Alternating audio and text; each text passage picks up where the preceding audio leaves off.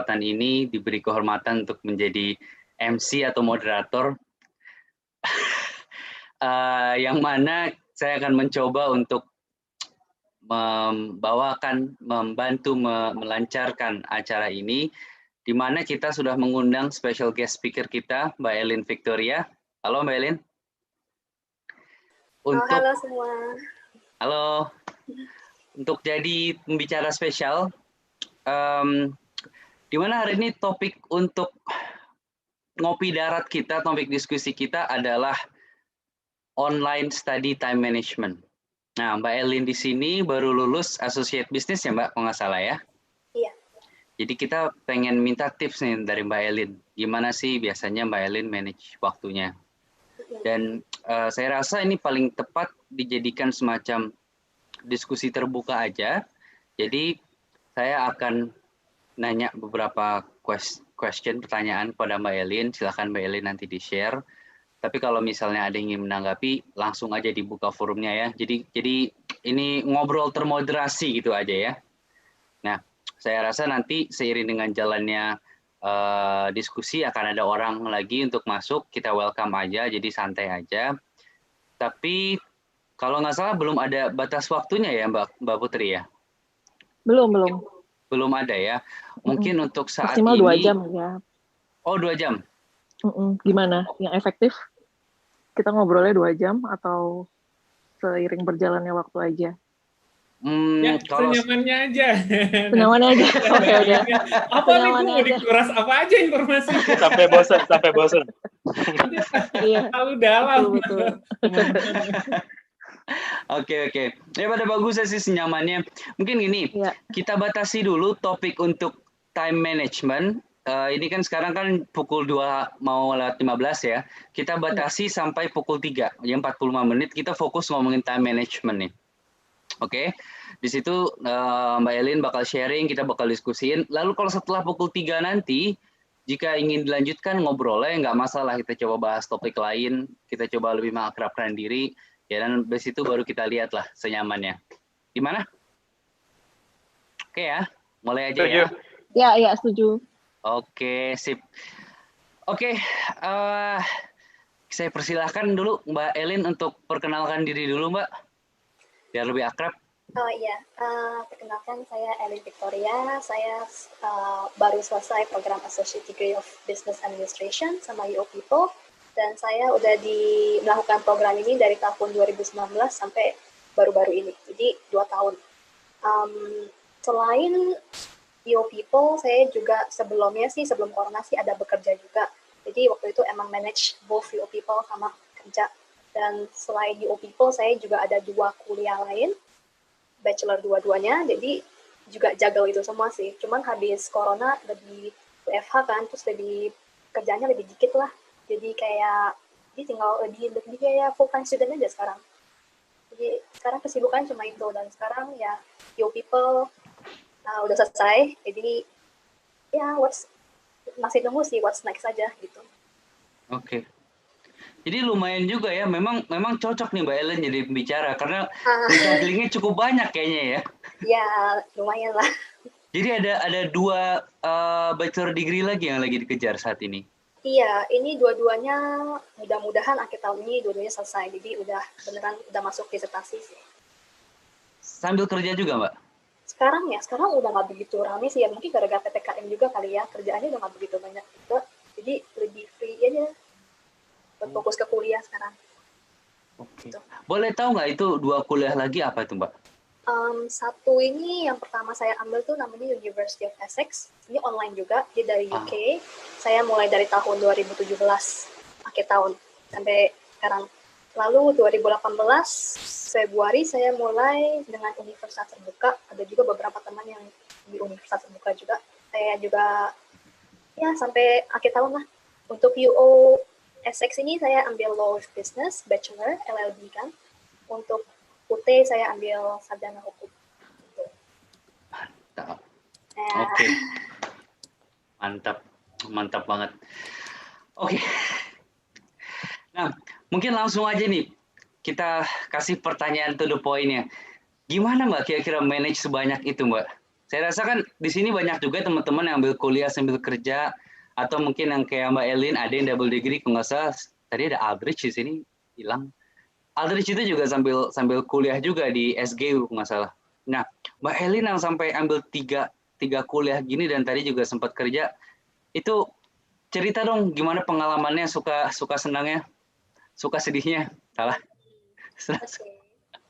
Jadi coba saya mungkin cerita dikit dari tahun 2017 kenapa sih bisa ambil segini banyak terus habis itu kerja gitu-gitu ya. Saya mulai dari situ aja mungkin ceritanya. Di tahun 2017 itu kan saya lulus SMA waktu itu 2017.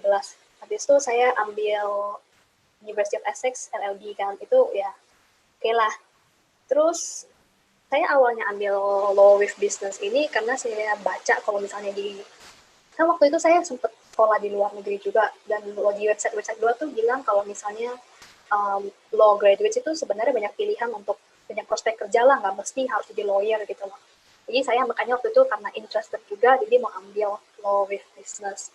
Tapi seiring waktu saya merasa kalau di Indonesia itu, kalau sebagai law graduate itu kayaknya nggak bisa, kurang fleksibel kalau misalnya mau kerja di luar lingkungan hukum ya.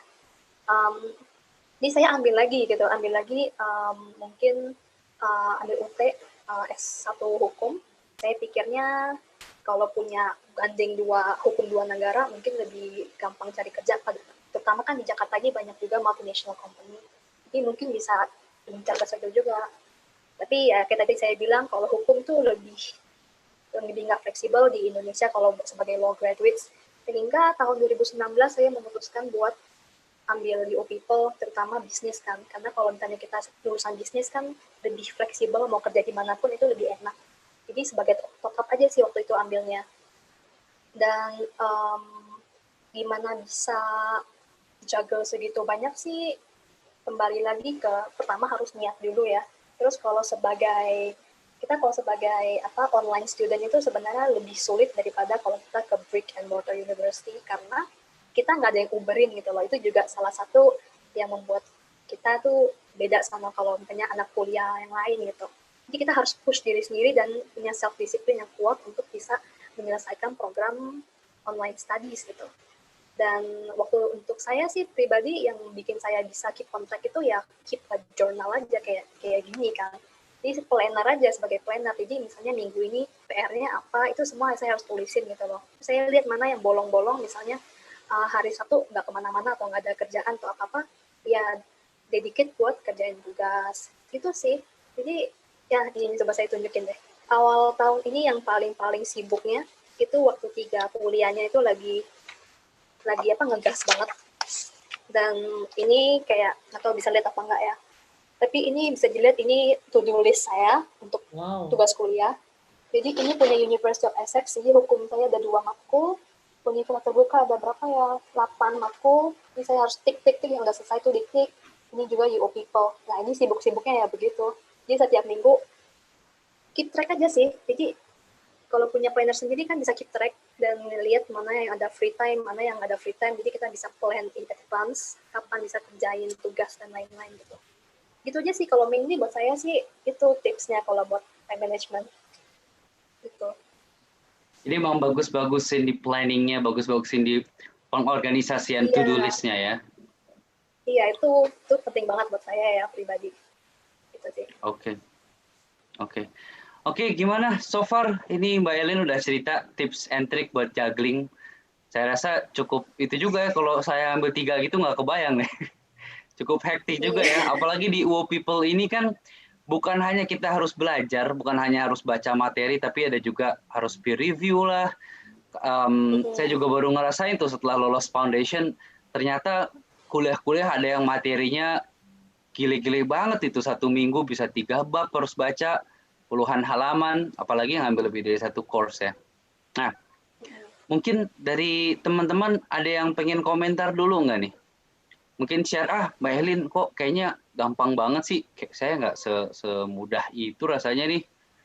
Gimana? Mungkin Mbak Putri yang udah berapa course juga, udah berapa course sekarang Mbak Putri? Berapa ya? 1, 2, 3, 4, 5, 6, 7, baru 7 course. 7 course. Oke, Iya. lumayan. Heeh. Sekarang ambil apa sih? MBA atau BA? BA. Oh, ambil BA, bachelor juga ya? Iya, betul.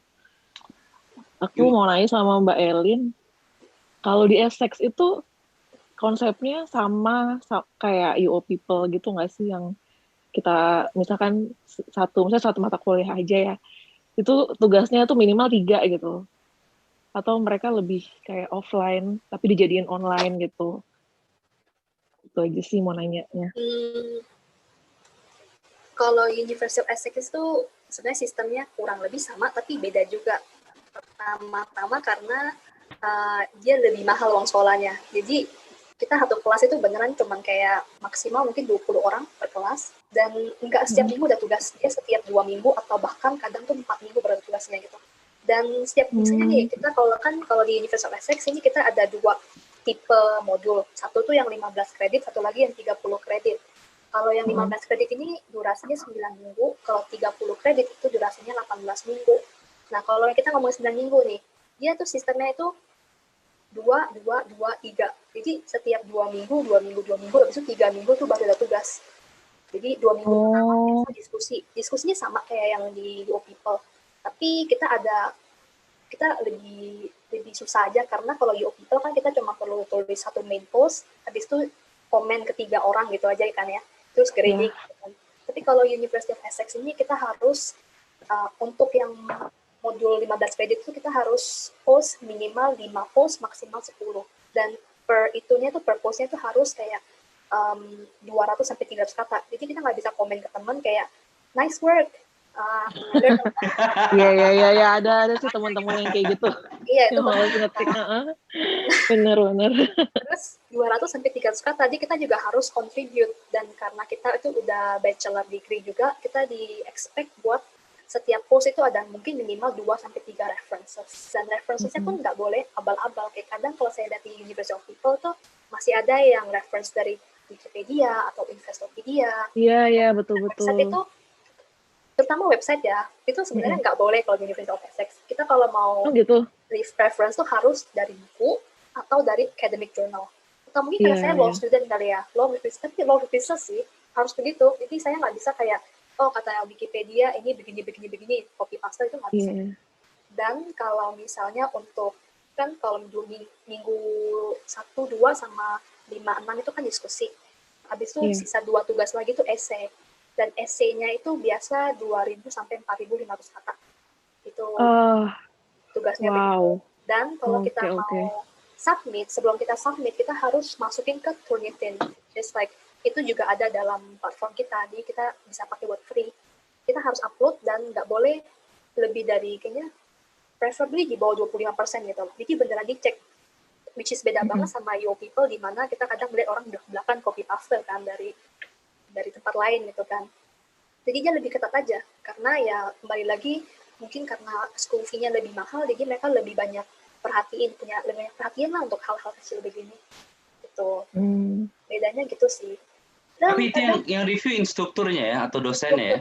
Iya, itu langsung sama mereka ya. Dan kadang tuh kita juga ada presentasi juga. Gitu, offline class gitu. Kita harus kayak bikin appointment sama dosennya. Dan karena kalau itu kan sekolah UK, jadi ya saya harus sesuai sama jam Indonesia lah gitu ya. Dan setiap 2 minggu ada juga live session, tapi nggak compulsory. Namanya Q&A session, di mana dosennya bakal beneran kayak live lecture gitu ngajar. Dan kita kalau mau tanya bisa tanya. Cuman karena mereka kembali lagi mereka orang UK, dan kalau kita online study kan kebanyakan tuh orang yang lagi bekerja. Jadi mereka selalu Q&A-nya itu jam pulang kerja di UK, dan di Indonesia tuh jam tengah malam gitu loh. Jadi saya biasa sih jarang ikut juga, cuman nonton recordingnya aja gitu. Itu sih. Bedanya itu aja. Ya, kurang lebih itu. Oke, thank you Kak Elin. Iya. Elin, dengan segala macam juggling tadi, pernah nggak miss out deadline gitu, atau ya ada tugas yang gagal? Ada pengalaman buruk seperti itu? Kalau miss out deadline tuh saya nggak pernah. Karena ya, saya ada planner ya, setiap hari saya plototin gitu loh. Jadi apa sih yang kurang, apa yang belum itu. Jadi nggak pernah miss. Cuman kadang ya mungkin kan life happens ya, kadang kita punya kesibukan di luar kuliah, jadi mungkin waktu kerja tugas pun nggak bisa maksimal, ya paling sebatas itu aja gitu. Dan buat teman-teman sih, kalau misalnya kan saya juga ngerti, kita kan semua ada yang lagi kerja, ada juga yang punya keluarga, terus sambil kuliah itu kan sebenarnya susah banget ya. Jadi kalau saya satu tips di daerah ini tuh saya sarankan nggak usah perfeksionis banget, nggak usah idealis banget. Kalau misalnya reading assignment-nya itu 3 bab atau 2 bab gitu, nggak usah, kalau misalnya beneran nggak bisa dan beneran mepet itu nggak usah semua dibaca gitu loh, itu nggak apa-apa.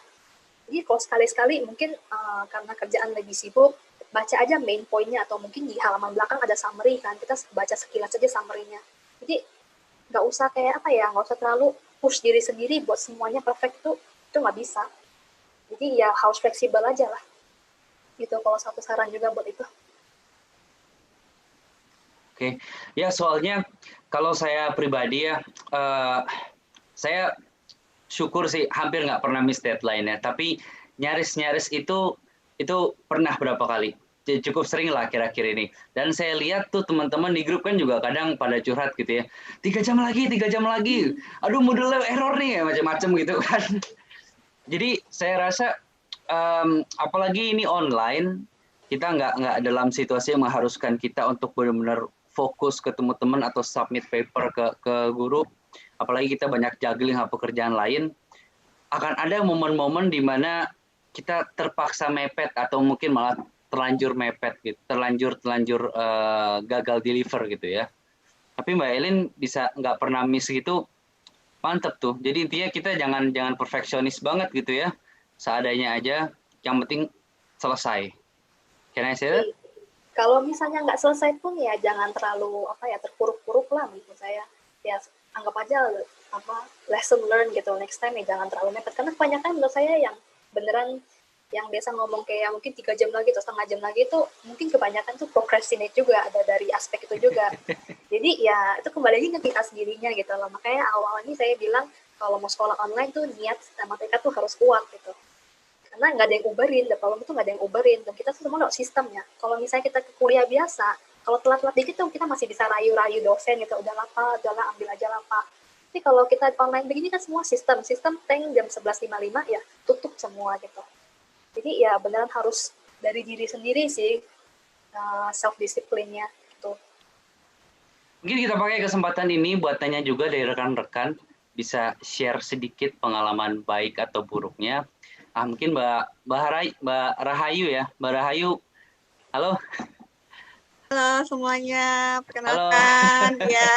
Saya ini penduduk baru nih di UOP.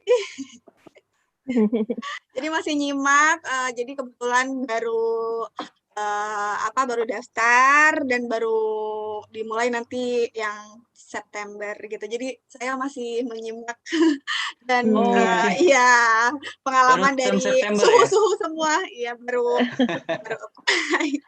Ambil jurusan apa Mbak?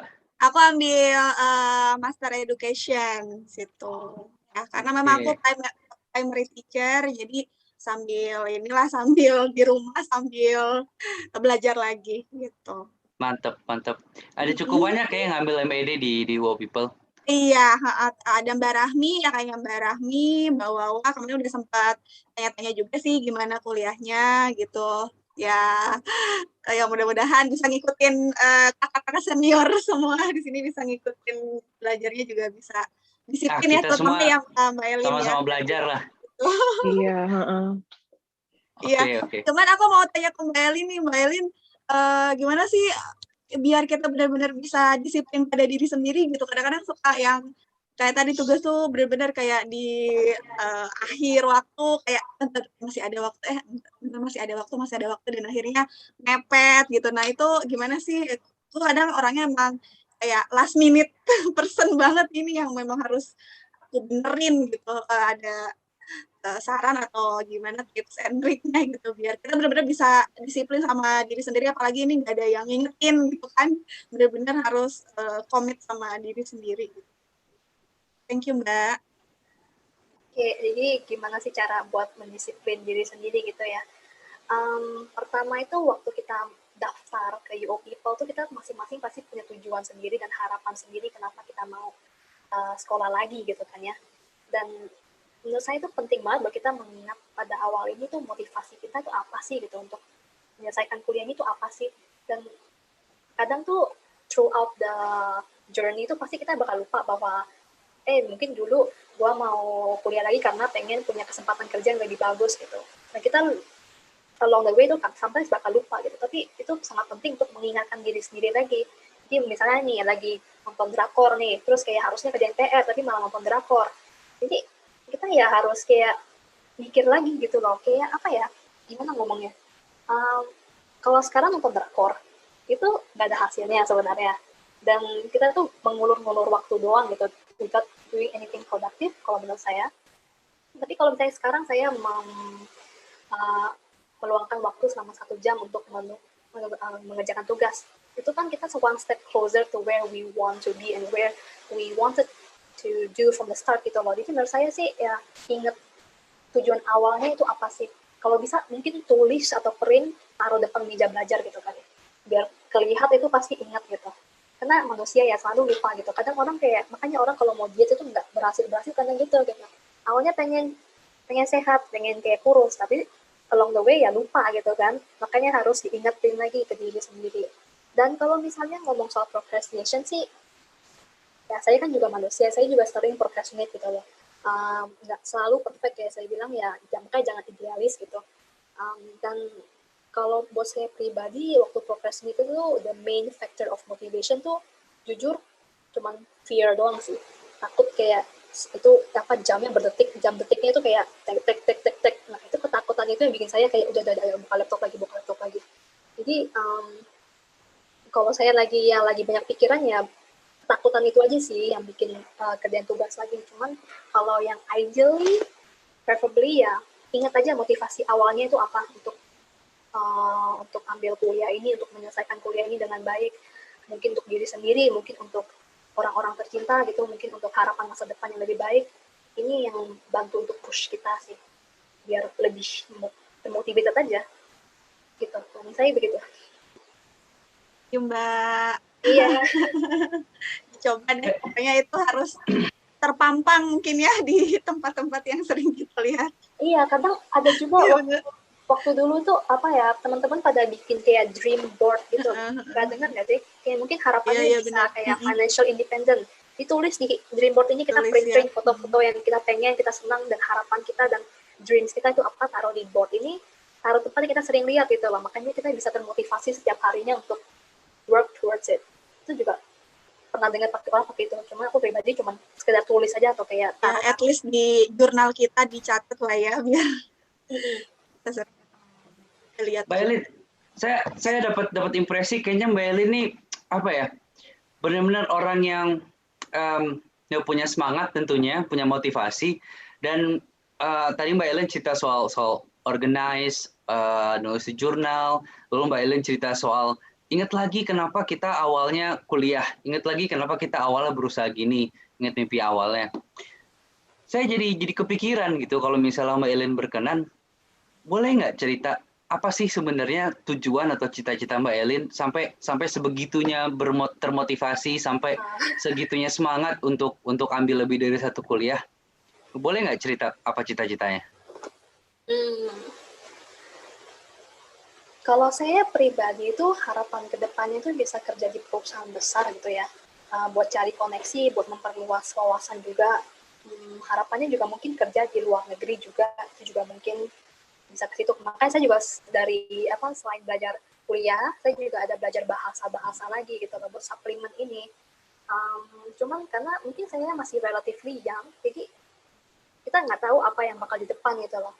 Jadi pernah dengar nggak sih kata-kata pepatah, luck itu adalah opportunity plus preparation. Karena saya sekarang nggak tahu di depan tuh ada apa. Dan makanya sekarang saya cuma bisa prepare myself for what's to come. Jadi mudah-mudahan sekarang saya prepare dengan yang sebisa mungkin. Kedepannya ada satu kesempatan yang muncul, saya bisa langsung ambil gitu loh. Dan itu harapannya gitu sih. Makanya sekarang push ke situ aja. Gitu. Oke. Jadi karena Mbak Elin mungkin jenis orang yang lebih siap untuk prepare ya, untuk mempersiapkan masa depan. Dan itu alasannya mengambil mungkin jurusan-jurusan yang saling melengkapi. Tadi cerita ambil hukum di Universitas Terbuka kan ya, biar ada hukum Indonesia, tapi juga ambil hukum di luar negeri dan ambil bisnis agar lebih siap, agar bisa kerja di mana aja. Gitu ya. Amazing. Iya, salah satunya kalau mau kerja begini juga bahasa Inggris penting banget sebenarnya. Kalau bisa bahasa Inggris itu peluangnya banyak banget. Ditambah lagi kalau bisa bahasa Mandarin, ini bisa 2 bahasa ini, kalau bisa fluent itu nothing is impossible lagi sih kalau menurut saya. Jadi saya juga lagi striving towards it. Ya, belum perfect, cuman ya masih working towards it. Belajar Mandarin juga berarti sekarang? Saya dulu pernah tahun 2018 pernah setengah tahun ke Cina belajar bahasa Mandarin. Habis itu beneran waktu belajar bahasa Mandarin karena waktu itu benar-benar pengen passionate banget. Jadi setiap hari dari pagi jam 8 sampai jam 11.30 itu kan kuliahnya belajar bahasa Mandarin kan. Terus kita makan siang habis itu kan udah free time kalau buat kita waktu itu sebagai language student. Tapi saya dari jam 1 sampai jam 10 malam tuh bakal lanjut lagi belajar bahasa Mandarin gitu di perpustakaan. Jadi selama setengah tahun tuh ngelakuin begitu. Jadi waktu selesai setengah tahun tuh udah lumayan bahasa Mandarinnya, cuman belum perfect. Jadi abis itu saya kerja di perusahaan Cina buat kembali lagi buat improve bahasa Mandarin gitu loh. Jadi kerja lagi ya sampai sekarang begitu sih. Jadi lingkungan saya sekarang lebih banyak ke orang Cina gitu. Dan ya gitu aja.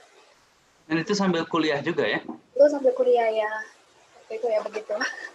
Oke, berarti ini Mbak Putri pinter banget nih idenya buat manggil Mbak Elin, benar-benar bukti nyata soal kesuksesan time management ini ya. Iya betul. Pas kan ya topiknya. Mantap. Iya. Ada titipan pertanyaan, Mas. Oh iya, ada titipan pertanyaan. Ini dari Mas Syarif. Gimana caranya keep spirit saat schedule-nya nggak ada paksaan? Mungkin ada orang-orang yang bersemangat atau terdorong itu kalau ini deadline. Tapi misal nggak ada deadline dia jadi menurun kali ya semangatnya ya. Itu ada yang minta tips tuh untuk itu dari Mas Syarif namanya. Ada nggak pengalaman gitu? Mungkin ada tugas yang nggak terlalu urgent tapi tetap perlu dikerjakan. Biar nggak mikirnya nanti aja nyantai Kalau dalam hal ini saya nggak begitu ada sarananya, karena kalau ada kerjaan yang nggak urgent itu nggak mesti kerjain itu nggak apa-apa sih. Cuman ya masalahnya kalau sampai last minute nggak kerjain ya itu kan baru masalah. Cuman kalau misalnya hari-hari kita misalnya sekarang hari apa ya? Hari Jumat ya? Hari Sabtu. Terus kan deadline-nya masih hari Wednesday kan? Wednesday apa Thursday ya? Thursday kan? Sampai masih Thursday. Jadi hari ini nggak kerjain sih nggak apa-apa. Cuman satu hal yang harus diingat itu apa yang kita lakukan sekarang itu affect besok juga loh. Jadi kita hari ini sekarang kerjain 1 jam, itu berarti besok kita minus 1 jam kerjaannya gitu. Itu juga satu mindset yang bisa direnungkan lagi sih. Kalau kita hari ini kerjanya 0, besok kita masih kerja 10 misalnya. Hari ini kita kerja 2, besok kita sisa kerja 8. Jadi terserah aja sih gimana baiknya menurut kamu gitu. Kalau sekarang susah ya nanti lebih gampang, kalau sekarang gampang ya nanti lebih susah gitu. Memang begitu sih. Oke. Ini saya suka banget tipsnya ini. Jadi benar-benar salah satu inti dari time management itu adalah benar-benar planning yang betul-betul bagus ya. Kita harus nge-plan kita mau ngapain aja besok atau mungkin 2 hari kemudian. Dan makanya kalau kita tidak nggak mepet-mepet, kita kerjain di awal atau kita ambil porsi kerjaan untuk besok, artinya besok kita ada slot kosong, benar-benar kita slotin apa yang perlu kita kerjakan gitu ya. Oke. Karena ya bagaimanapun kita masih harus kerjakan kan ya. Jadi nggak mungkin kita hari nggak kerjakan, besok nggak kerjakan, lusa nggak kerjakan kan tuh nggak mungkin. Pasti akhirnya tuh harus kerjakan. Kita terserah mau enak sekarang susah nanti atau mau susah sekarang enak nanti. Itu kembali lagi ke masing-masing sih. Yang mau prefer yang kayak gimana gitu. Oke. Nah. Balik lagi ke tentang cita-cita dan mimpi tadi, saya jadi penasaran. Saya pengen ngambil kesempatan ini buat nanya beberapa rekan di sini. Tadi kan Mbak Rahayu udah cerita tentang kenapa kuliah lagi, ya ingin belajar sebagai tenaga pendidik. Mungkin kita ambil 2-3 teman-teman yang ada di sini untuk cerita gimana, berbagi mimpinya. Kenapa sih mau kuliah lagi? Kenapa sih di Wow People? Nah kalau Mas Fatrian kira-kira gimana? Bisa cerita sedikit nggak? Oh ya, halo Vin, halo Mbak Elin, salam kenal, nama saya Fatrian. Tapi mau cerita, cuma sebenarnya ada pertanyaan dulu nih ke Mbak Elin. Tadi sebenarnya masih ter apa namanya? Masih amazed ya ngelihat ya tadi planner. Sebenarnya penasaran banget, pengen tahu plannernya lebih jauh ya, terutama tadi 2 degree, ada 3, malah kan 3, 2 hukum, 1 bisnis. Itu sebenarnya saya penasaran banget.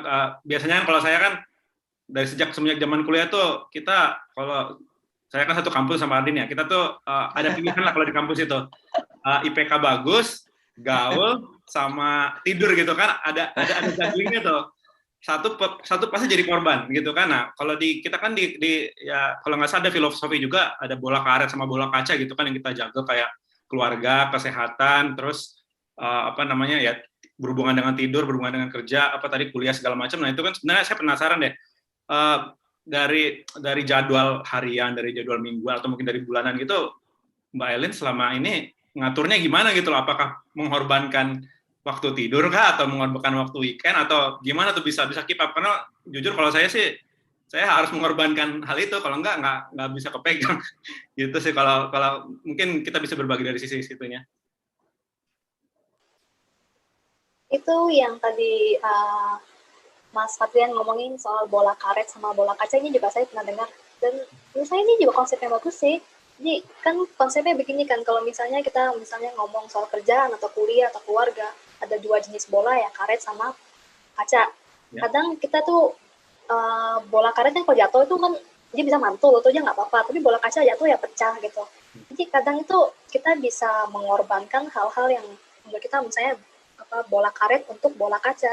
Dan kayak misalnya kerjaan kita ada satu kerjaan di mana kita harus, ini itu bola kaca gitu, kita nggak bisa nggak kerjain. Tapi sedangkan kita dari sisi keluarga itu ada mungkin ya contohnya mungkin ngantri anak ke sekolah gitu contohnya lah, itu kan mungkin terjangkap bola karet, karena kalau sekali nggak pergi kan nggak apa-apa, bisa suruh misalnya orang lain bantu antar ke sekolah gitu ya.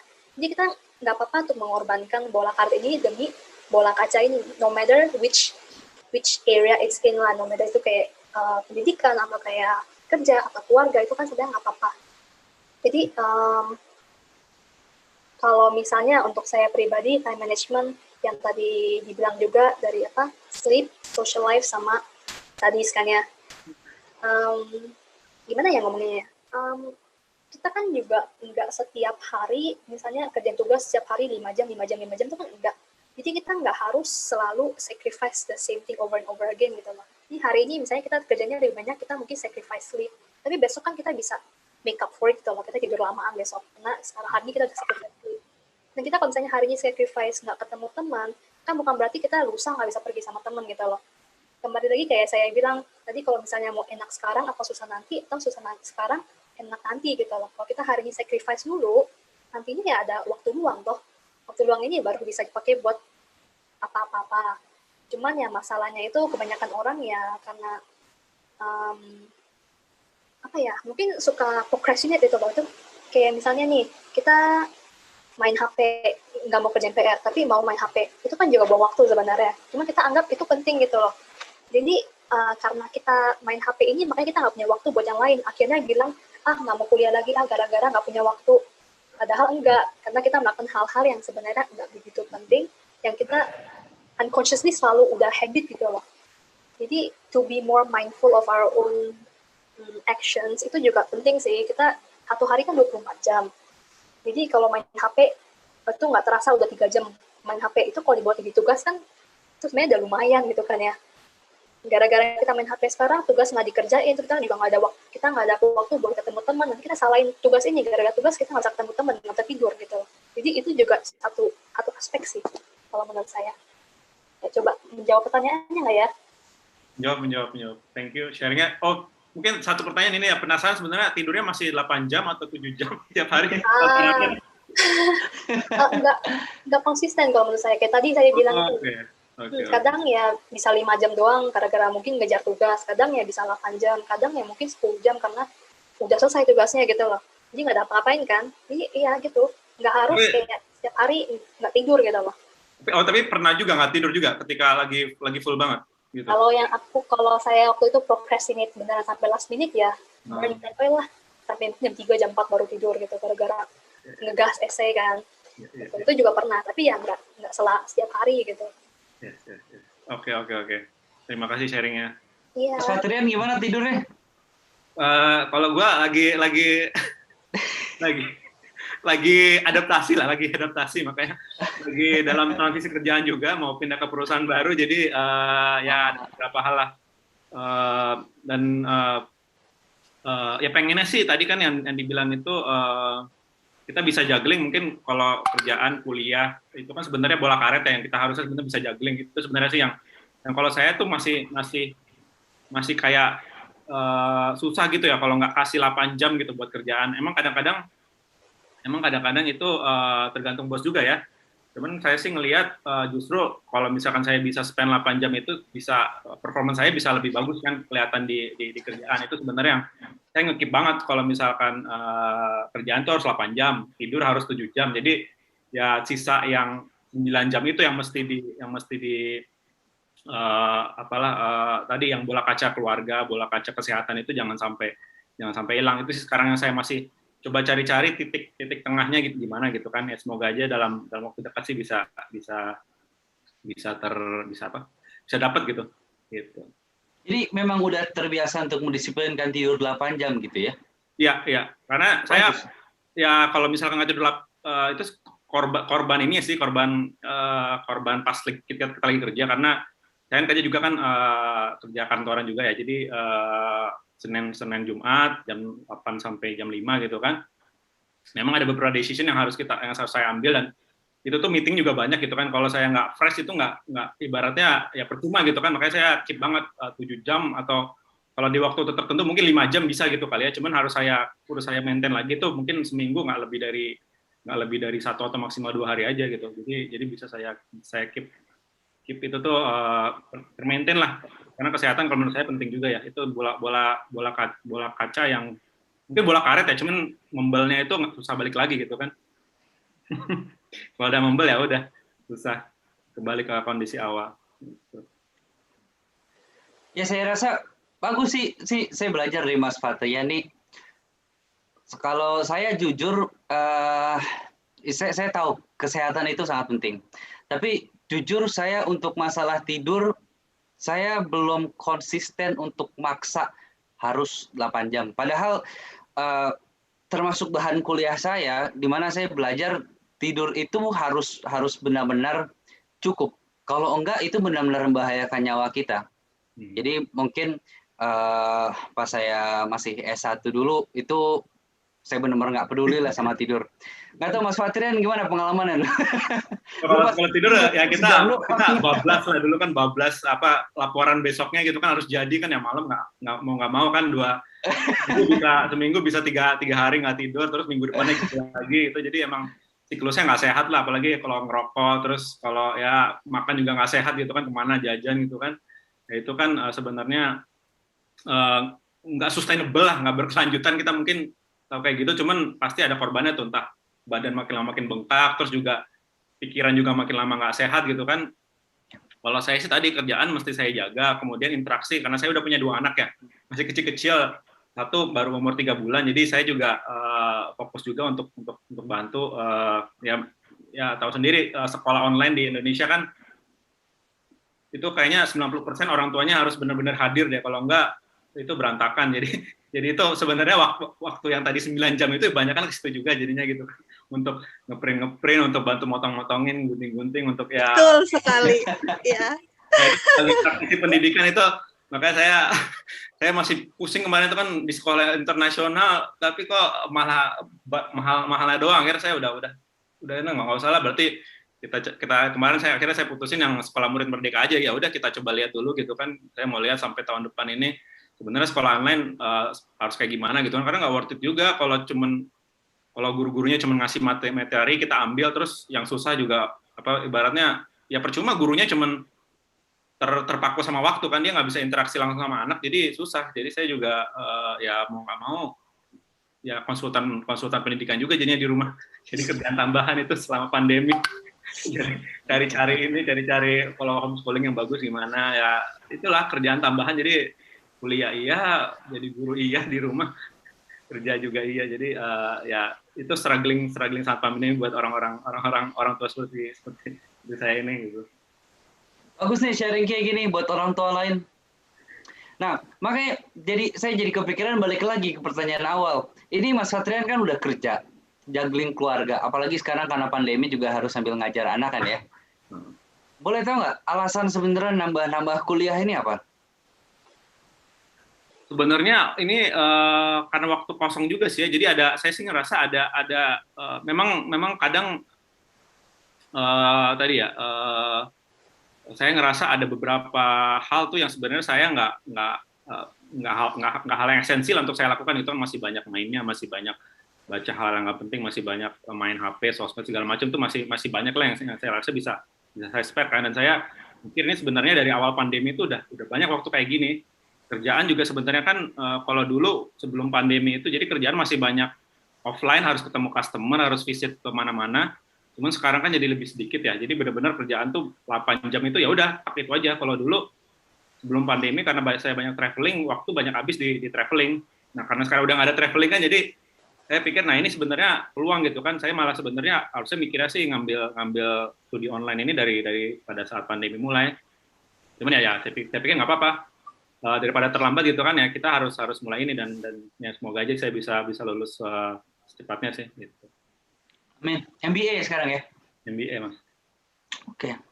Ini banyak yang ngambil MBA di sini. Pak Sidik MBA juga kan ya? Salah? Iya. Oke, Pak Sidik gimana? Mau gantian share juga nggak Pak? Struggling sebagai orang tua? Kalau nggak salah Pak Sidik juga sambil coaching juga, sambil ada inisiatif apa tuh di belakang? Maaf. Apa tuh? Belajar bareng lagi. Iya. Pak Sidik juga banyak nih struggling dan manajemennya nih. Jugglingnya. Juggling. Coba Pak curhat. Nggak ada curhat. Aku sebenarnya mau nanya sama Mbak Elin. Aku sebenarnya ngena banget tadi karena emang kebetulan coach pasti awal mulanya itu adalah tujuan, ya kan. Mbak Elin itu nomor 1 tadi. Balik lagi ke tujuan awal kita gitu ya, karena kalau itunya kurang strong, kalau cuma sekedar atau apa, itu juga bisa menentukan jalan kita. Mungkin tidak kuat gitu ya dan segala macam. Tapi kalau itu tujuannya kuat, biasanya dengan sendirinya energinya pun kuat mau jalaninnya gitu ya. Makanya suka ayo dong diingat lagi kalau memang mungkin kadang-kadang gue cuma sekedar gitu ya, karena waktunya banyak kosong. Kemungkinan besar waktu ngejalaninnya juga sekedar biasanya nih. Tapi kalau mungkin bisa coba cari tujuan yang apa sih sebenarnya tujuan utama kita yang bisa membuat kita tuh benar-benar punya ikatan yang kuat terhadap sesuatu yang kita kerjakan itu. Kalau menurutku sih gitu. Dan ini Mbak Elin, aku senang banget karena ini sebagai bukti bahwa tujuan dan niat ya, itu menjadi hal yang utama. Nah, untuk caranya tadi. Dan aku juga senang banget, Mbak Elin, itu terserah kita sebenarnya. Benar nggak sih? Jadi tidak ada template. Mungkin orang semuanya bisa bilang good planner apa dan segala macam, tetapi ujung-ujungnya tetap disesuaikan sama diri kita kan. Ya janganlah terlalu menghukum diri kita nih nggak bisa. Misalnya kalau Mbak Elin tadi punya bukunya ya, planningnya gitu. Aku enggak, berarti aku salah. Nah, once kita pikir seperti itu, bisa jadi yang kemungkinan besar kita nyalahin diri, bukan malah naik, tapi mungkin malah cari-cari menggali kesalahan-kesalahan kita lagi, akhirnya kita jadi down. Tapi yang paling penting tadi banyak, and then what apa habis itu ya. Nah, tapi ini yang memang paling sering masalahnya adalah nunda-nunda. Itu kayaknya umum banget ya. Itu kayaknya umum banget. Jadi emang good planner tuh kayaknya memang harus benar-benar bukan sekedar jargon, memang harus dipraktekkan. Apakah kita mau pakai buku atau mau gimana gitu ya. Kalau sekarang memang mainnya komputer semua, ya apa pakai software apa dan segala macam. Itu sih. Cuma aku mau nanya nih Mbak Elin. Mbak Elin tadi di awal-awal sebelum kita official jalan ini mulai, tadi sempat bilang ada bisnis. Bisnis apa sih kalau boleh share? Bisnis apa gitu ya? Ngejalaninnya kayak gimana? karena tadi pas lagi sharing nih sepertinya apalagi tujuan awalnya adalah bisa kerja di buka opportunity yang jauh lebih banyak gitu ya. Buka opportunity jauh lebih banyak itu menghasilkan luck, tapi tidak cukup sekedar opportunity tapi preparation kan. Nah, cuma waktu dicerita tadi lebih banyak kerja saya lihat. Nah, bisnisnya apa sih kalau boleh tahu? Kalau keluarga saya sih ada bisnis keluarga ya, itu bisnis percetakan, di bidang percetakan. Jadi kita ada juga supply ke domestik atau pernah juga sampai ke internasional juga pernah. Jadi itu sih, tadi itu bisnis keluarga. Kembali lagi yang passion saya sih bukan di situ juga ya. Ada nggak bantu-bantu, kadang kalau bisa bantu saya bantu, cuman passion saya bukan di situ. Jadi saya juga, kayaknya saya keluar dari nest ini untuk mencari jalan sendiri, which is like waktu itu kan saya mulai kerja dengan perusahaan Cina, habis itu dari waktu kerja situ juga dibawa ke sana ke sini sampai dibawa ke Papua gitu loh, buat urus masalah di Papua atau kayak ada proyek ada masalah gitu. Itu kan sambil, apalagi saya masih muda ya, saya sekarang belum tahu 100% apa yang saya mau lakukan in the future, dan I don't know what's gonna happen in the future. Jadi step by step itu ya jalanin aja gitu loh, jalanin sambil mencari tahu apa sih yang saya pengen. Kalau adik saya dia emang passionate sama bisnis keluarga, dia coba bikin kecil-kecilan, like a smaller version of it. Tapi karena dia passion situ, dia jadi entrepreneur kan, sort of sambil kuliah juga entrepreneur. Tapi kan saya bukan di sini passionnya, jadi saya masih mencari. Kalau sudah ketemu passionnya ya baru mungkin saya bakal lebih fokus lagi ke situ gitu. Cuma sampai sekarang sih belum terlalu ada belum terlalu tahu gitu loh pengen apa. Cuman kurang lebih aja gitu. Itu sih. Oke, thank you buat sharingnya. Oke, itu aja kalau dari saya pertanyaannya. Berarti memang ada yang jalan walaupun sebenarnya bukan passion, tapi bantu-bantuin juga ya. Iya, itu juga. Thank you Mbak Elin, ini ilmu banget buat saya. Memang harus dibuktiin tuh kalau kita mau ngomongin planning, ya ada. Tadi Mbak Elin buktiin ada buku ya. Jadi ada bukunya. Wow, ini terus terang secara visual yang benar-benar nunjukin punya bukti bahwa memang dia planning dalam bentuk buku. Ya aku baru pertama kali lihat ya, aku nggak tahu deh teman-teman di sini apakah ada yang seperti itu. Kalau aku sih sesekali menggunakan Microsoft Outlook atau apa gitu yang pas itu memang kadang-kadang kerjain, tapi kadang-kadang ke-skip kayak gitu-gitu sih. Memang kemarin nih, terutama kemarin habis sakit, kan aku kan kena COVID tuh kemarin. Nah, habis sakit kan drop kuliahnya, jadi ngerasa hilang banget waktu, sayang gitu kan. Jadi pas lagi mulai masuk, terus rasanya tuh waktu kok kayaknya banyak banget melimpah. Jadi dalam 1 minggu saya Sabtu Minggu itu udah selesai. Jadi bingung mau ngapain gitu kan. Nah sekarang agak rada-rada sombong ikut kelasnya Candan yang untuk yang mata kuliah yang aku mau ngambil next term. Dan aku mau kontribusi, aku mau ikut presentasi juga dan segala macam kayak gitu. Dan alhamdulillah ternyata itu bisa membantu mengisi waktu yang kosong itu. Kadang-kadang mungkin pertanyaannya Mas Syarif, waktu nggak ada paksaan tapi kita bikin target sendiri, itu gimana cara kita bisa mau membuktikan? Nah, aku tahu kenapa aku harus ikut yang kelas yang emang aku belum ngambil. Tujuan gue adalah aku dapat diskusinya, terus aku bisa praktekin, nanti ketika pas ngambil aku mudah. Karena kan file-file udah ada, tinggal jadi besok nanti Dexter bisa mungkin tuh jadi kayak sekedar formalitas doang ke kuliahnya, karena aku udah mulai ikut ininya. Jadi memang mesti tahu dulu nih tujuan kita ngapain sih gitu ya. Karena mungkin orang bisa, lu ngapain ikut kelas yang lu belum ikut gitu kan, ya kan, dan segala macam. Nah, tiba-tiba kan kita punya tujuan tersendiri, niat tersendiri, dan seberapa besar kita mau jaga itu niatnya dan ngejalaninnya. Thank you Mbak Elin. Thank you Mas Ari kesempatannya aku dikasih ngomong. Oke. Ini pas banget nih, udah jam 3.00. Gimana teman-teman? Mau kita lanjutkan ngobrol bebas atau bahas soal time management masih?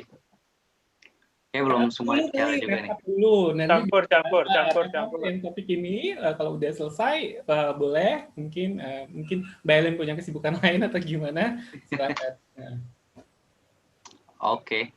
Tapi sebenarnya masih ada sih Mbak satu pertanyaan yang pengen saya tanya dan saya rasa bakal berkaitan sekali dengan yang lainnya. Dan kebetulan di sini ada Pak Yus juga yang sudah lulus juga.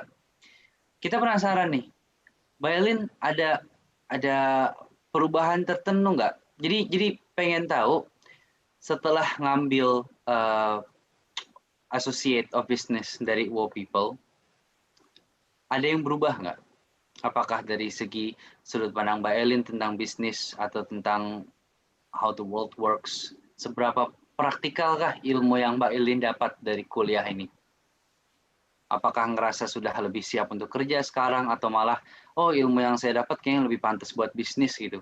Nah, berhubung di sini ada beberapa teman yang ambil kuliah bisnis dan di sini ada Mbak Elin yang udah lulus Associate Business, ada juga Pak Ius yang lulus MBA berapa bulan yang lalu nggak salah Pak ya.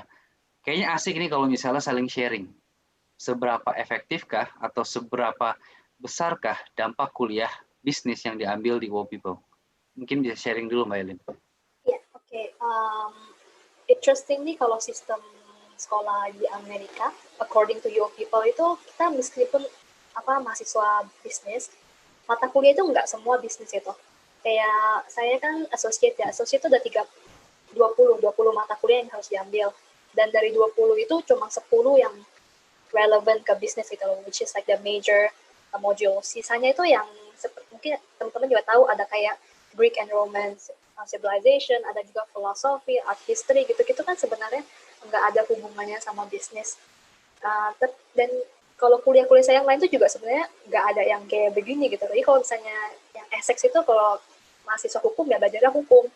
Tapi kalau WO People ini yang pertama kali saya lihat juga dia banyak banget yang lain-lain gitu mata kuliahnya. Kalau dari segi mata kuliah bisnis sih ada membantu.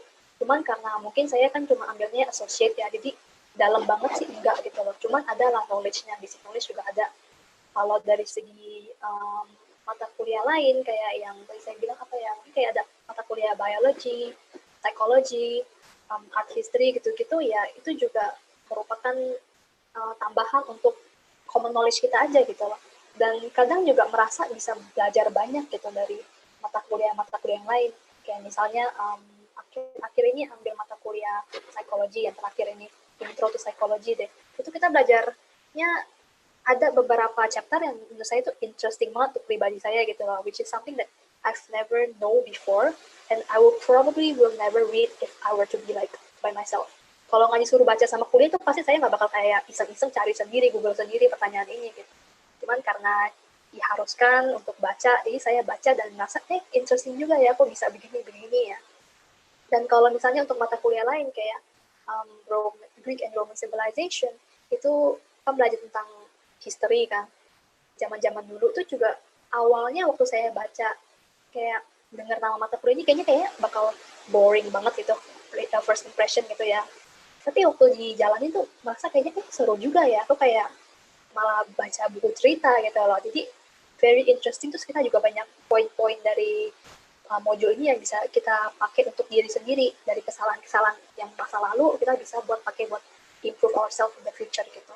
Jadi ya karena very holistic education lah menurut saya, karena ini holistiknya itu jadi kita meskipun mahasiswa cuma belajar health science atau cuma belajar computer science, kita nggak cuma belak-belakan fokus sama major kita gitu, cuma kita juga diberikan kesempatan untuk belajar yang lain-lain. Itu yang menurut saya itu strong point-nya WO People sih, atau maybe American universities in general.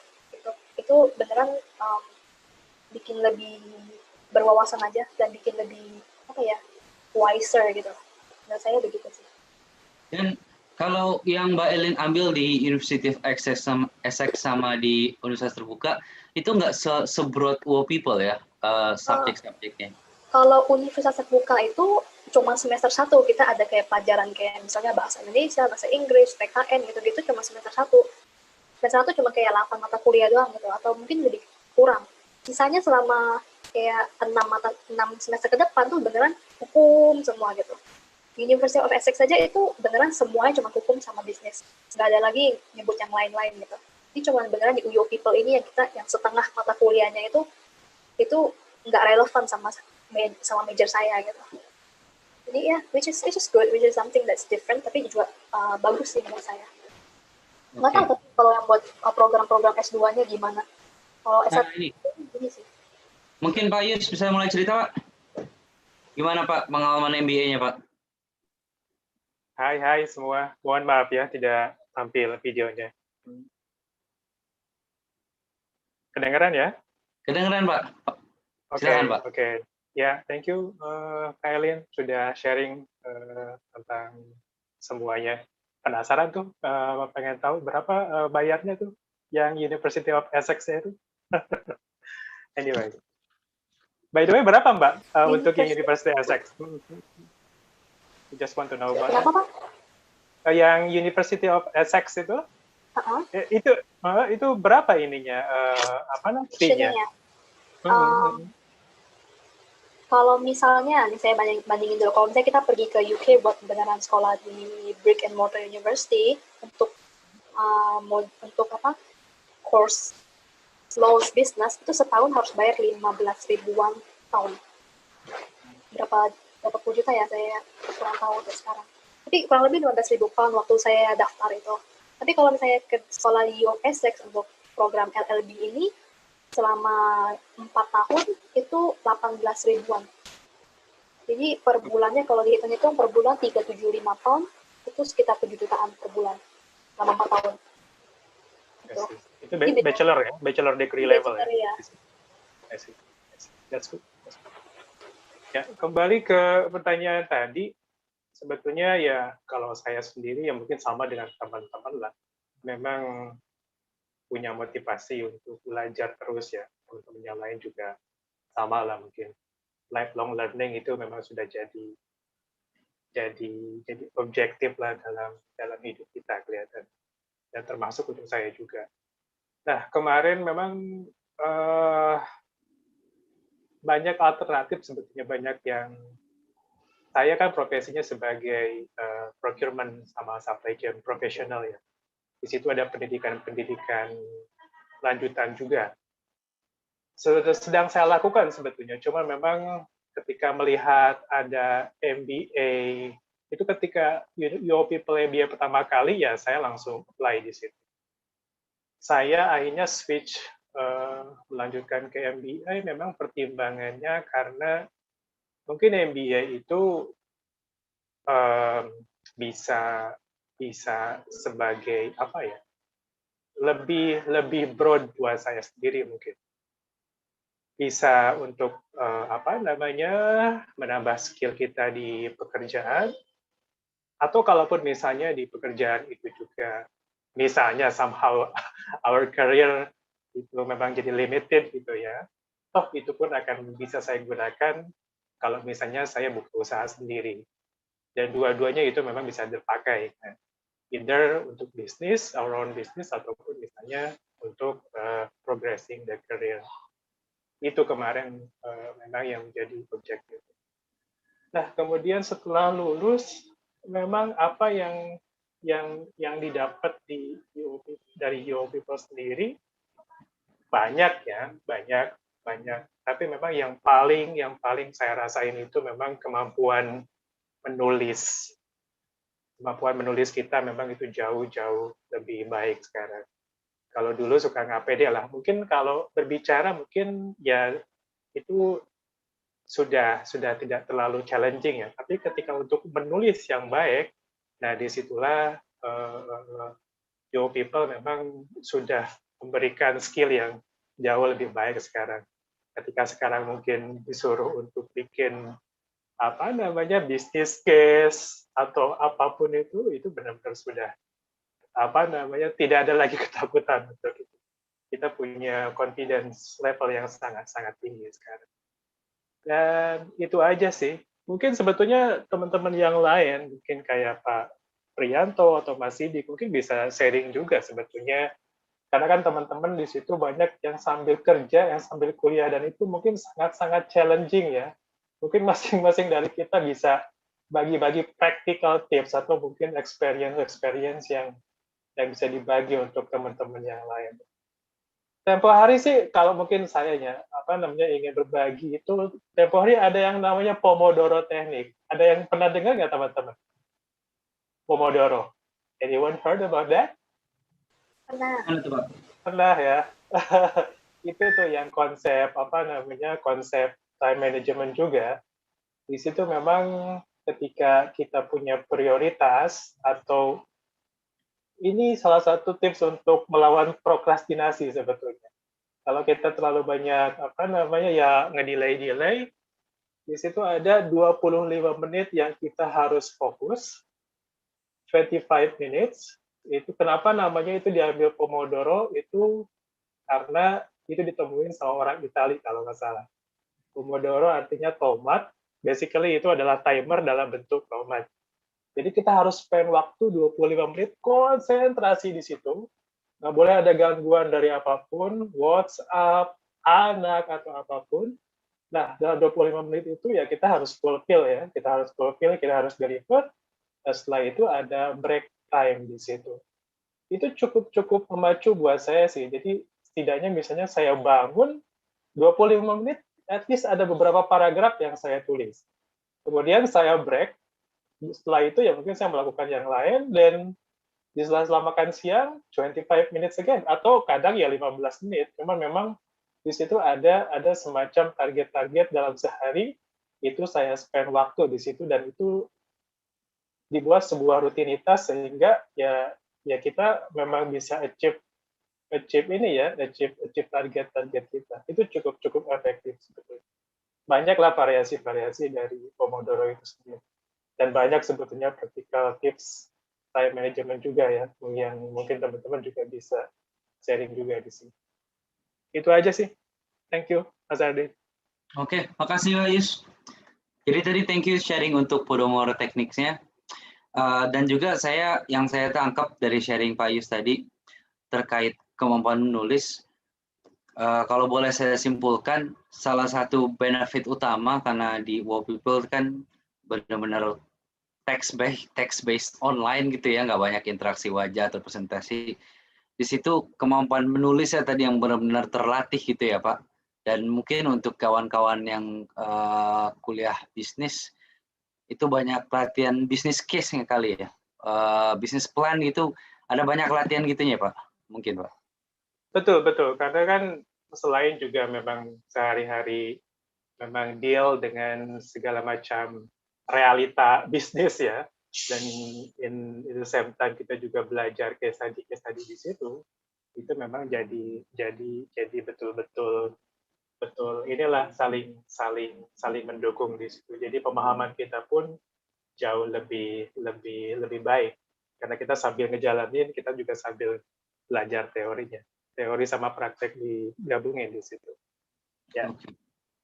Nah ini yang saya tahu ya, tolong dikoreksi kalau misal saya salah.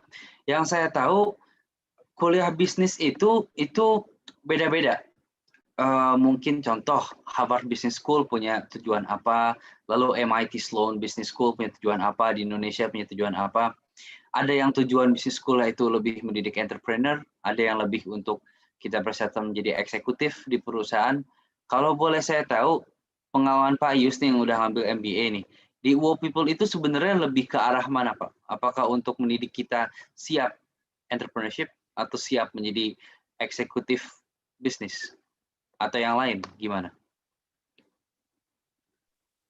Yeah, that's a hard question.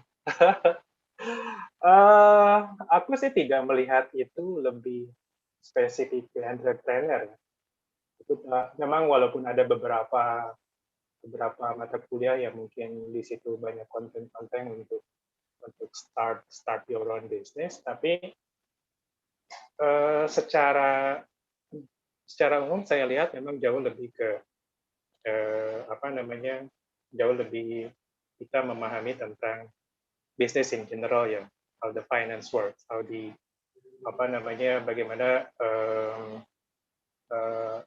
bagaimana bisnis itu dibangun dan juga bagaimana bisnis itu dijalankan seperti itu. Saya tidak melihatnya itu lebih spesifik ke entrepreneurship. Mungkin di beberapa MBA itu ya memang ada beberapa yang memang spesifik ke entrepreneur, tapi itu kan jarang juga kayaknya Mas Arvin ya. Saya pikir secara generasi MBA ya hampir sama dengan MBA-nya UOP. Oke. Jadi lebih pemahaman how business works untuk eksekutif gitu ya, Pak? Lebih ke situ ya. Untuk Saya situ. tidak melihatnya untuk entrepreneur di situ. Oke. Nah, tadi kan kita udah dengar nih sudut pandang Mbak Elin dari segi associate yang menceritakan ke kita hanya 10 ya dari 20 ya yang sebenarnya fokus bisnis, sisanya bervariasi. Itu ngasih pemahaman yang lebih general, ngasih wisdom persiapan ke kita untuk menjalani hidup dan mengambil pendidikan lebih lanjut. Ada juga Pak Ius yang udah menceritakan ke kita setelah MBA-nya gimana perspektif dia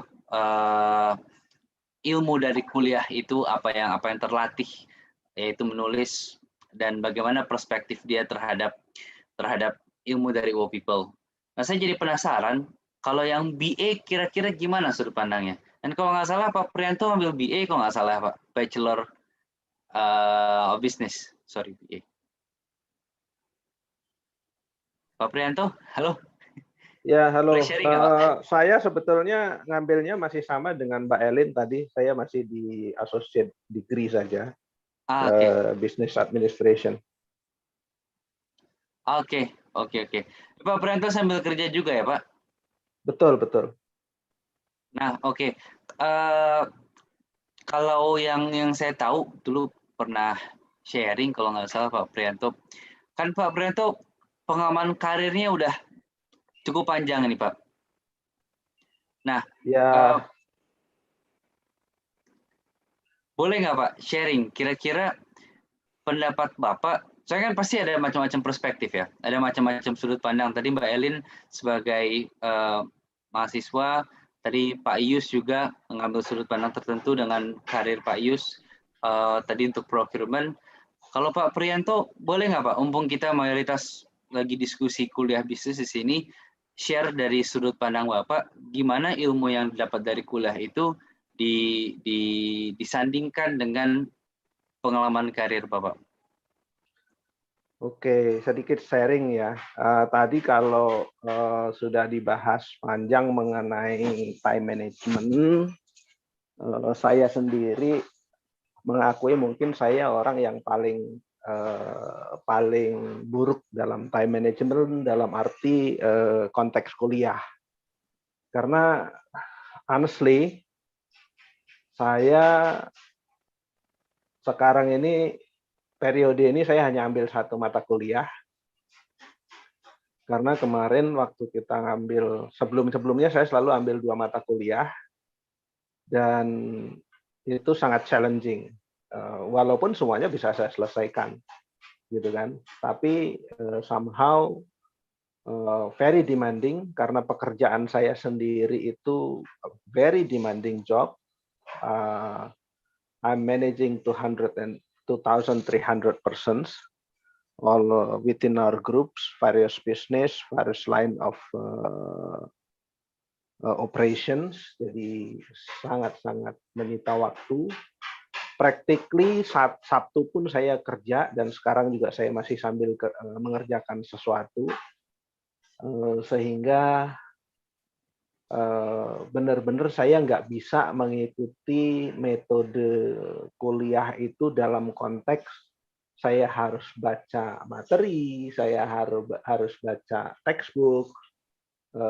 Paling saya kalau bahasa yang kita pelajari kemarin di dalam salah satu mata kuliah itu scan through ya. Jadi hanya membaca materi itu hanya sekilas saja gitu. Atau hanya pada saat kita mau ngerjain final exam atau exam. Somehow seperti itu. Jadi paling banter sekali saya bisa coba dedicated waktu itu within Saturday, Sunday. Saturday pun nggak bisa full day. Yang paling sering Sunday. Nah, kalaupun misalnya hari-hari biasa ya tergantung situasi. Kalau misalnya saya pulang masih cukup energi saya kerjakan. Kalau enggak saya agak susah juga karena kebetulan saya juga sebagai wakil ketua bidang usaha Litbang dan IT-nya PHRI DKI Jakarta, kadang-kadang malam kita masih ada rapat online. Kita membahas tentang isu-isu perhotelan, restoran, terutama dengan dampaknya PPKM dan lain sebagainya. Sangat-sangat challenging.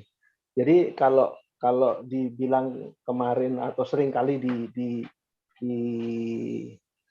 kasih tahu ya, misalnya berapa jam sih kita menginvestasikan waktu untuk kuliah misalnya, kan suka ada kuesioner.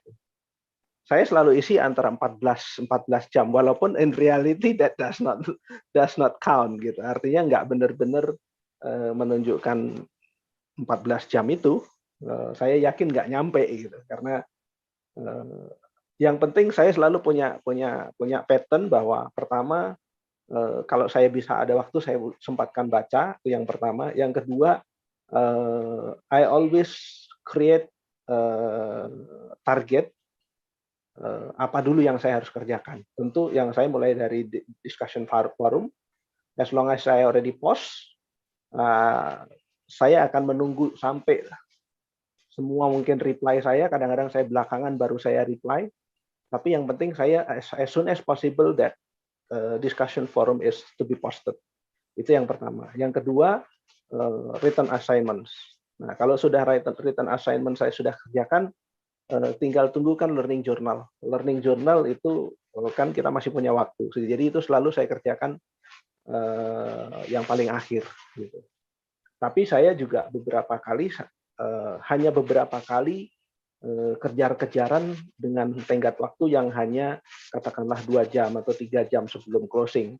Itu pun sebetulnya tinggal fine tune aja sih. Tapi biasanya meskipun saya ambil 2 mata kuliah, saya sangat jarang menunggu segala sesuatunya itu saya posting di last minute deadline.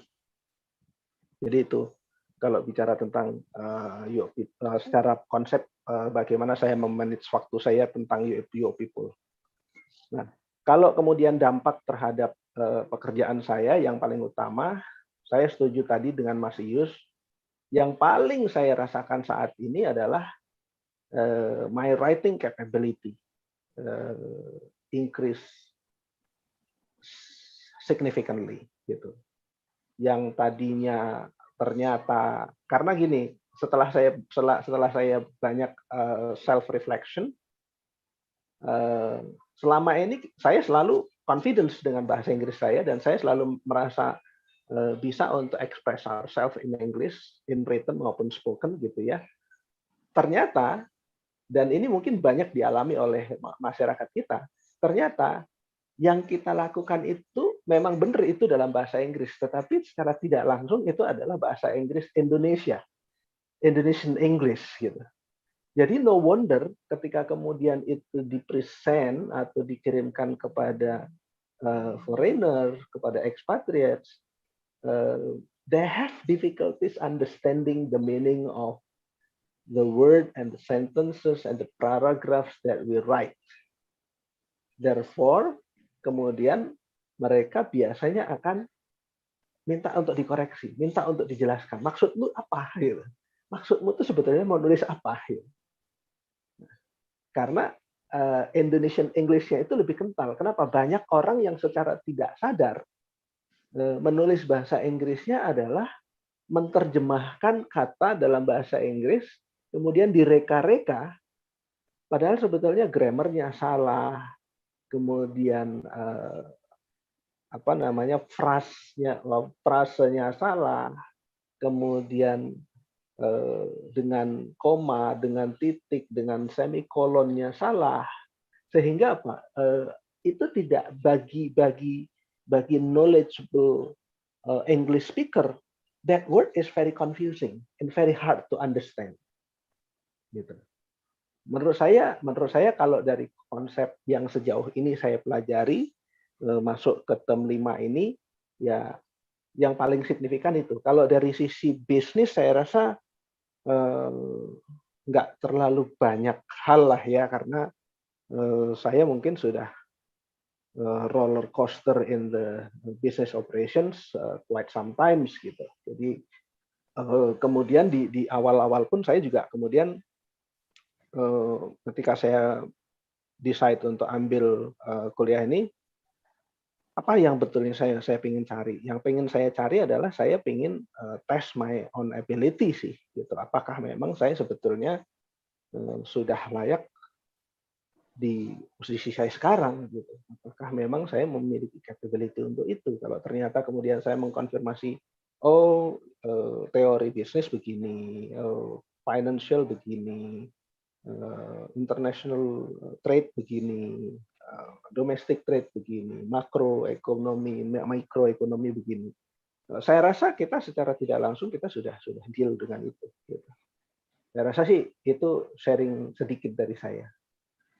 Thank you anyway. Oke, makasih banyak Pak sharingnya. Dengar Bapak tadi cerita manage sekitar 2.000 orang ya. Lalu hari Sabtu juga kerja. Sepertinya untuk manajemen waktunya betul-betul berat gitu ya Pak. Makanya saat ini ngambil satu course aja ya Pak di term ini Pak. Betul, saya sekarang hanya ambil satu mata kuliah dan sebetulnya yang nanti untuk semester kedua nanti kita kan akan masuk semester 2 itu sebenarnya tinggal sisa yang berat-berat semua tuh, yang harus dengan proktor semua tuh. yang lainnya sudah saya habisin yang di sesi sekarang gitu. Oke. Ya dari sharing teman-teman di sini kita sama-sama belajar ya. Latar belakang kita beda-beda, kesibukan kita beda-beda, tanggung jawab kita beda-beda, dan seperti kata Pak Sidik tadi, memang ada best practice atau tips-tips untuk manajemen pengelolaan waktu. Tapi pada intinya itu tergantung diri kita masing-masing. Kita harus bisa menyesuaikan karena keadaan kita beda semuanya. Jadi saya senang banget tadi bahasa Pak Sidik, don't punish ourselves ya Pak. Karena kita hanya bisa, we can only try our best, right? Mungkin kita ngelihat, wah yang ada orang kayaknya jago banget manajemennya, atau jujur saya agak minder nih sama Mbak Eli nih, kayak keren banget gitu ya. Tapi diingetin sama Pak Sidik tadi, iya, saya juga punya kesibukan sendiri, punya tanggung jawab sendiri.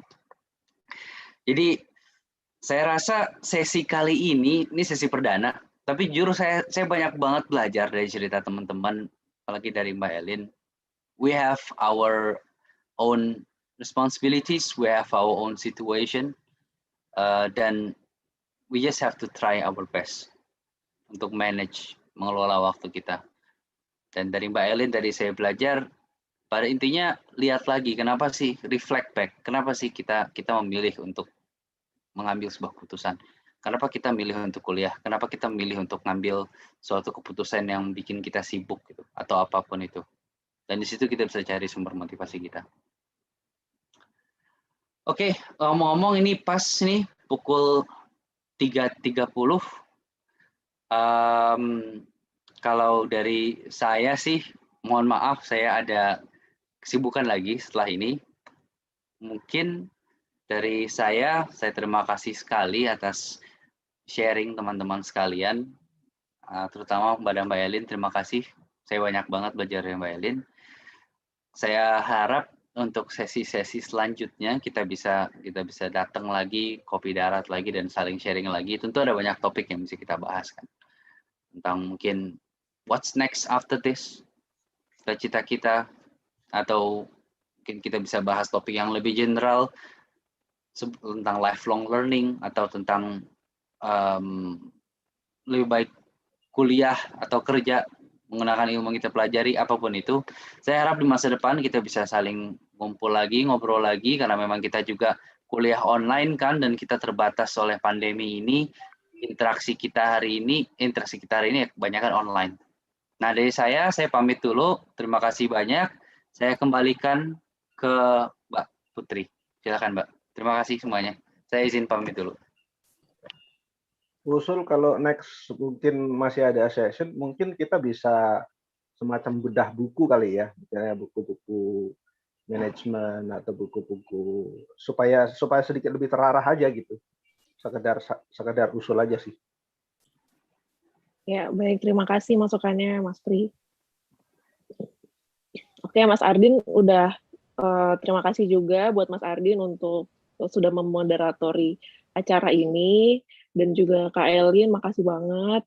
Benar-benar dari diskusi kali ini tuh saya juga belajar banyak banget ya. Selama ini saya kemana aja gitu, manajemen waktunya tuh cuman sebatas kalau aku nggak kerjaan hari ini, besok misalnya gini, kalau hari ini aku nggak mau jalan, besok aku harus lari gitu. Jadi seringnya procrastinate gitu. Nah, sekarang lebih terkerucut lagi kalau kita tuh memang benar-benar harus planning ya, harus punya plan yang benar-benar apa sih goal kita di depan gitu. Jadi nggak cuma kayak udahlah ngisi waktu luang, udahlah goal saya cuma segini aja. Ternyata nggak sesempit itu gitu pemikirannya. Jadi kita harus lebih sharp lagi, mau kita apa, dan juga itu semua kembali ke diri kita gitu kan. Oke. Dari saya udah itu cukup. Atau ada sesi apa lagi? Oh iya tadi ya Mas Ardin udah. Mas Ardin udah cabut. Belum bubar ya. Buka kamera dong, please. Iya, please. Mbak Rahayu. Di sini mati lampu gelap. Oh gitu. Bentar aku pasang senter dulu. Oh iya ya, Bu. Mbak Putri bisa sekalian Mbak. Oh bisa. Screenshot ya? Iya, screenshot. Nanti di-share. Oke. Sip. Oke, kita siapa lagi nih? Pak Yus nggak bisa ya? Oke. Yuk, satu. Ada lagi? Mas Pri, mungkin mau nyalain kamera?